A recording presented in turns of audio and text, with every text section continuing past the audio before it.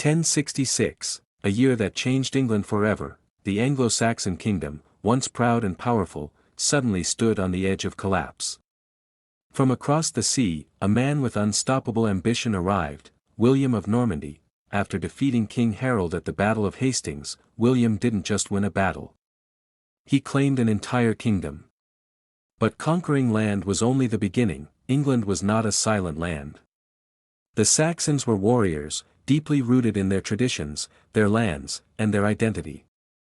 They didn't accept William as their king. Not willingly, rebellions began to spark across the country, from the south to the north.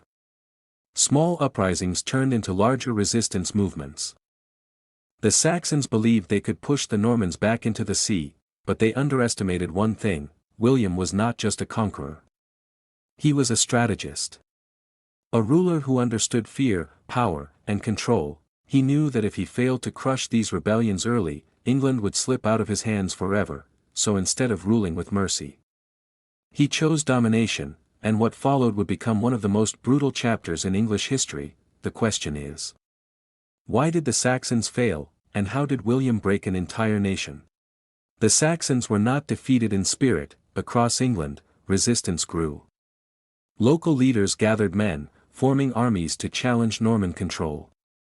Cities like Exeter and regions in the north became centers of rebellion. They believed they still had a chance, but their biggest weakness was clear: they were divided. There was no single leader to unite them. Each rebellion rose separately, without coordination. While one region fought, another waited. And William used this to his advantage. Every time a rebellion started, William moved quickly. He marched his army with precision, crushing uprisings one by one. His forces were disciplined, heavily armed, and far more organized than the Saxon militias. And then came the North, the most dangerous rebellion of all. Supported by Danish forces, the northern Saxons launched a powerful resistance. For a moment, it seemed like William might actually lose control, but William didn't panic. He prepared something far more terrifying, something that would ensure no one would ever dare rebel again. William had reached his breaking point. The rebellions in the north were not just resistance. They were a direct challenge to his authority.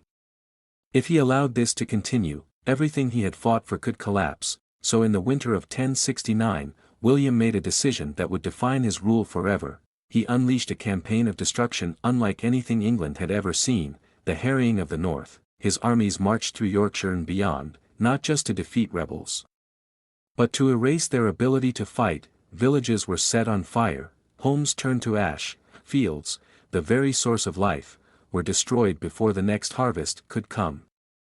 Grain stores were burned.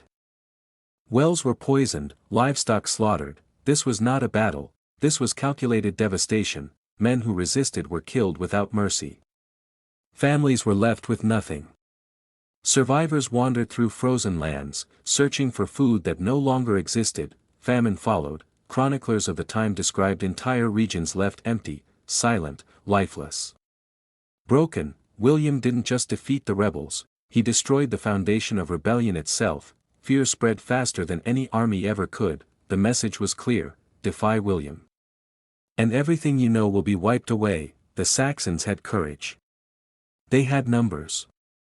They had the will to fight, but they could not survive against a king who was willing to burn an entire land to secure his throne. And after this, resistance didn't just weaken, it collapsed.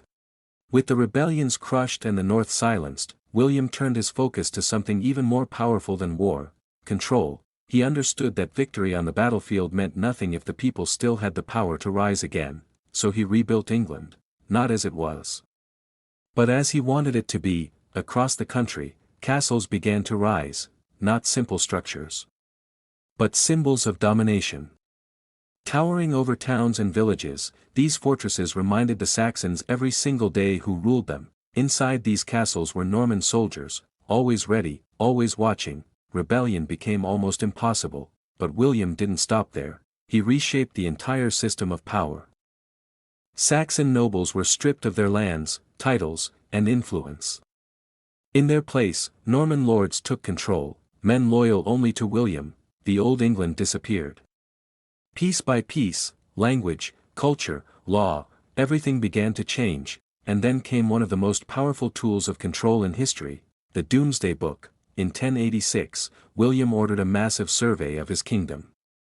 Every piece of land, every animal, every resource, every person of value. Recorded in detail, it wasn't just a record, it was control in written form. Nothing could be hidden. Nothing could escape his authority. By the end of his rule, England was no longer a land of Saxon kings and free nobles. It had become a tightly controlled Norman state. So why did the Saxons fail? Because they fought as individuals. While William ruled as a system, because they resisted with courage. But without unity, and because William didn't just win battles, he changed the rules of power itself. This wasn't just a conquest, it was the birth of a new England, forged through fire, fear, and absolute control.